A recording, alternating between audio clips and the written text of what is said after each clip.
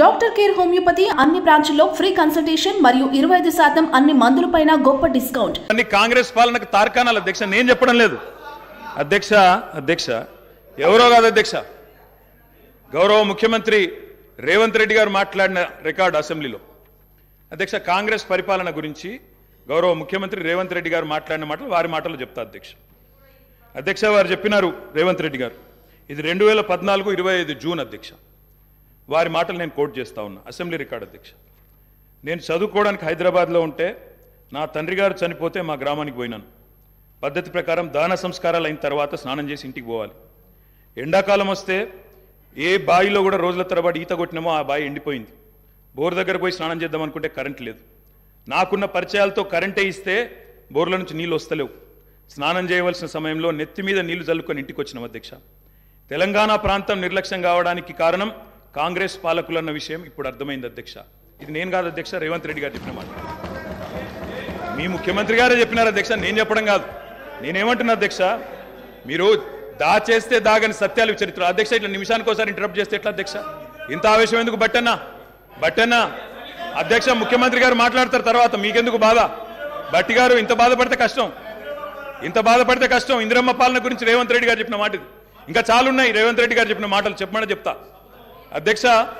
This is not right sir అధ్యక్ష, you have to come to my rescue. This is not right అధ్యక్ష. ఇదేం అధ్యక్ష CM గారు సమాధానం చెప్తారు అధ్యక్ష. గౌరవ కేటీఆర్ గారు ఎన్నిసార్లు ఇస్తారు సార్? మరి మేము కూడా లెక్క చూడాలా? 39 మందికి అధ్యక్ష, మనం తెలంగాణ రాష్ట్ర శాసనసభలో మాట్లాడుతూ ఉన్నాం. ఆనాటి ఉమ్మడి ఆంధ్రప్రదేశ్ శాసనసభ వ్యవహారాలు కాదు, ఆనాటి ఉమ్మడి ఆంధ్రప్రదేశ్ శాసనసభ కాదు. ఇది ప్రత్యేక తెలంగాణ రాష్ట్ర శాసనసభ. ఈ శాసనసభ ఈ రాష్ట్రానికి సంబంధించి 2014 జూన్ 2 నుంచి మొదలైంది. ఈ 2014 నుంచి ఈ రాష్ట్రంలో తీసుకున్న చర్యలు, జరిగిన ఖర్చులు, చేసిన అభివృద్ధి, రాష్ట్ర ప్రజల ఆకాంక్షలు, వాటి గురించి మనం మాట్లాడుకోవాలి.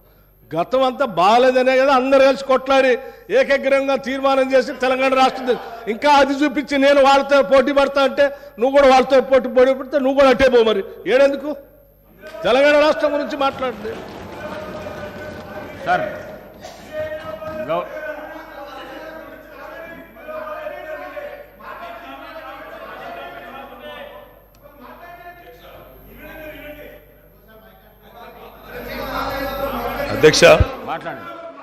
అధ్యక్ష ఇందిరమ్మ పాలన అంటే 84 వరకు ఇందిరమ్మ పాలన ఉండే సార్. మరి ఇందిరమ్మ రాజ్యం తెచ్చినాం ఇందిరమ్మ పాలన తెచ్చినాం అంటే మరి ఇందిరమ్మ పాలన గుర్తు చేయాలి కదా సార్. ఇందిరమ్మ పాలనలో గంజి కేంద్రాలు ఉండేది గుర్తు చేయాలి, ఇందిరమ్మ పాలనలో కరెంటు లేనిది గుర్తు చేయాలి, ఇందిరమ్మ పాలనలో నిర్బంధాలు గుర్తు చేయాలి, ఇందిరమ్మ పాలనలో నియంతృత్వం గుర్తు చేయాలి, ఇందిరమ్మ పాలనలో ఎమర్జెన్సీ రోజులు గుర్తు చేయాలి, ఇందిరమ్మ పాలనలో ఆర్టికల్ 365 ఎట్లా యూజ్ చేసి ప్రజాస్వామికంగా ఎన్నుకున్న ప్రభుత్వాలను రద్దు చేసిందో గుర్తు చేయాలి. ఇందిరమ్మ